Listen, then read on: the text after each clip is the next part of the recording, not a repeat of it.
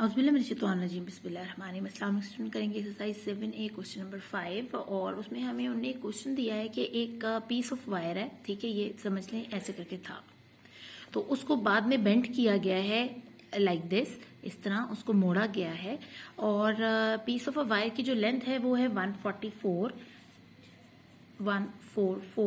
cm, ठीक है। तो आप उसका डाया बताएं सर्कल का कि क्या है, या उसका पूरा बताएं कि ऐसे डाया क्या बनता है।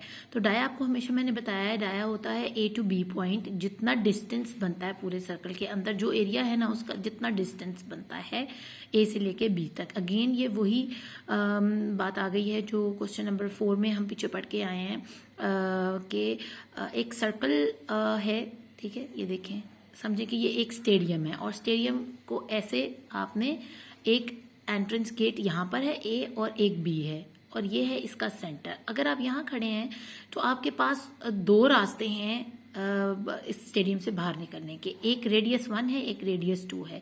और अगर आप यहाँ से एंटर हुए हैं तो B तक जाने के लिए आपको इन दो रेडियस को क्रॉस करना पड़ेगा। अगर A से आप B तक जाना चाहते हैं तो इन दो रेडियस को क्रॉस करना पड़ेगा। इट मीन्स कि एक फुल का जो डिस्टेंस है A to B वो बनता है डाया, ठीक है। और उस डाय को अगर दो जगह डिवाइड कर दिया जाए, 2 पर डिवाइड कर दिया जाए डाय को, तो आपके पास आ जाता है रेडियस, या दो रेडियस हों तो इक्वल होता है एक डाया के। तो ये आपने ध्यान में रखना है।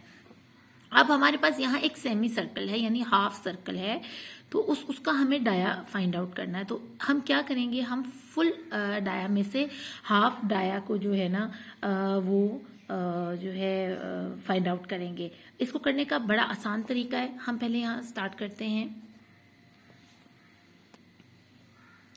लेंथ ऑफ वायर, ठीक है, आपके पास जो गिवन में है वो क्या है 144 cm। और इधर आपको क्या चीज़ फाइंड आउट करनी है, हमें पहले हम सर्कमफ्रेंस निकालेंगे इस सेमी सर्कल का, ठीक है, तो ही हम इसका डाया बता सकते हैं कि इसका रेडियस, एक रेडियस क्या है, और फिर उस रेडियस को मल्टीप्लाई करने के बाद हमारे पास डाया आ जाएगा। तो थोड़ा सा प्रोसीजर लंबा है, लेकिन अगर आप एक सीक्वेंस के साथ इस वीडियो को फॉलो करते हो ना तो फिर कोई मसला नहीं। अगर आप इसको भगा भगा के देखोगे तो आपको कुछ समझ नहीं आएगी, यानी कहते हैं ना आपके कख पल्ले नहीं पड़ेगा, तो वो बिल्कुल नहीं, आपको कुछ समझ नहीं आनी। तो आप बिल्कुल वीडियो को बड़ी तसल्ली के साथ फ्री टाइम लेकर, अगर अभी आप मसरूफ़ हैं तो बंद कर दें वीडियो और अपना फ्री टाइम देखिएगा, जब भी आप फ्री हों फिर आप ये वीडियो देखिएगा। लेंथ ऑफ वायर, ठीक है, एक तरफ ये गिवन डाटा आ गया हमारे पास, ये वो जो हमें खुद से फाइंड आउट करना है। तो हम सर्कमफ्रेंस को मैं ना शॉर्ट फॉर्म में लिख रही हूँ क्योंकि जगह नहीं होती है यहाँ पर।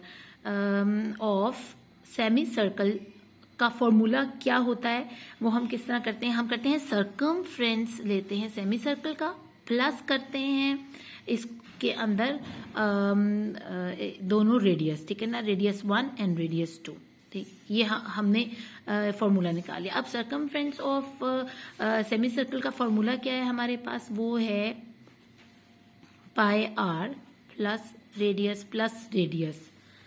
अब इधर हमने क्या देखा, 144 हमारे पास चल रही है लेंथ ऑफ वायर, और यहाँ हम फॉर्मूला अप्लाई कर चुके हैं फाइंड आउट करने के लिए डाया ऑफ अ सर्कल, जिसके लिए हम ये फॉर्मूला अप्लाई कर रहे हैं। दूसरी बात जो सबसे अहम है वो मैं आपको बता दूं कि अगर आप सर्कमफ्रेंस का फॉर्मूला याद है आपको तो आपके लिए इसको हाफ करना आसान है। वो कैसे कि सर्कमफ्रेंस का फॉर्मूला हमारे पास होता है पाई आर प्लस 2r, ठीक है ना, हमने वही लिखा हुआ है यहाँ पर।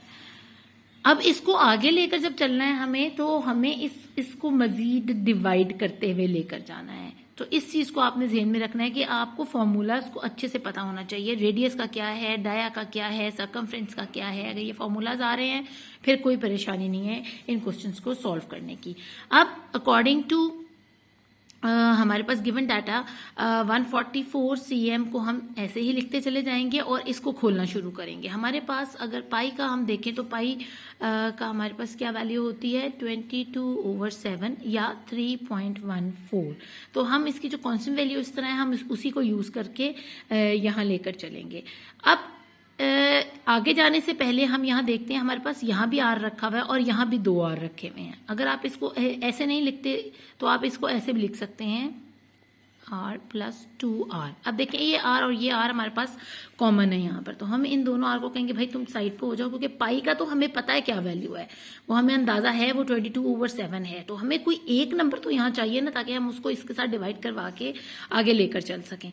तो हम आर को कहेंगे भाई हमें तुम्हारी वैल्यू का नहीं पता, सो एक साइड पर रहो, बाहर आ जाओ, कॉमन ले लेंगे इसको, और पाई और इस 2 को जो है ना हम प्लस करवा देंगे।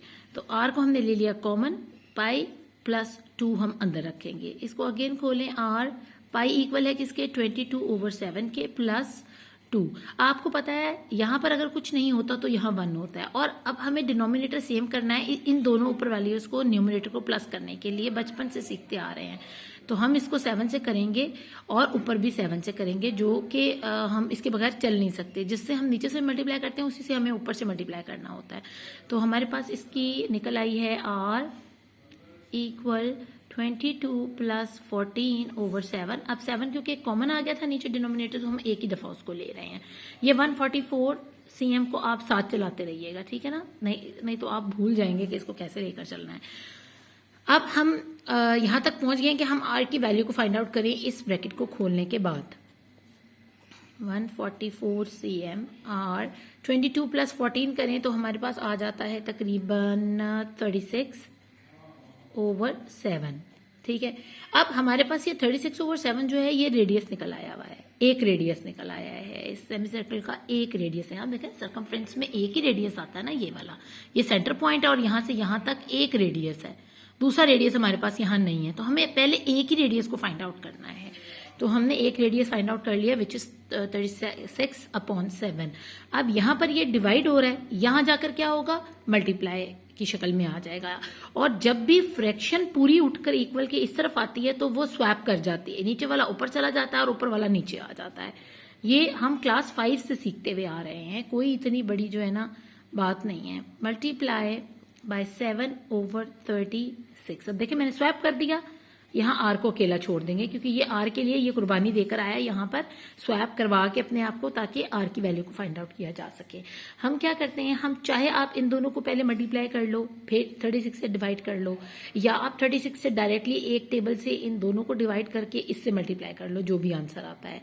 तो हम यूं करते हैं कि हम अगर इसको 36 को लेकर चलें तो 36 1 36 और यहाँ 4 144 और 4 मल्टीप्लाई बाय 7 जो है वो क्या निकलेगा, 28 आर निकल आया। हमारे पास रेडियस क्या निकल आया, 28।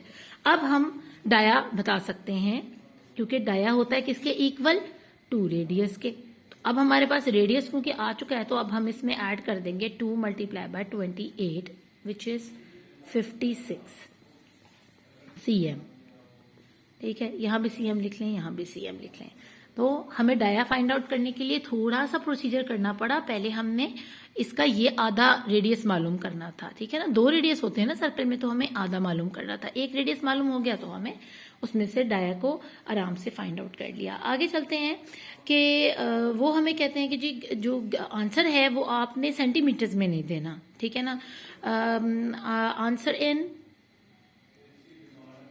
किस में देना है आपको, इन मीटर्स। तो हम इसको क्या करेंगे, 56 है, ठीक है। आपको पता है 1 मीटर इक्वल होता है 100 cm के, ठीक है। तो हम 100 को इसके ओवर करेंगे ऐसे, और इससे इसको जब डिवाइड करते हैं तो आपको पता है ये 2 प्लेसेस इन 2 जीरो की जगह ले लेंगी, ठीक है। 6 इस जीरो की जगह ले लेगा और 5 इस जीरो जगह ले लेगा, और डेसिमल प्लेस हो जाएगा यहाँ पर, और उसके आगे जीरो आ जाएगा।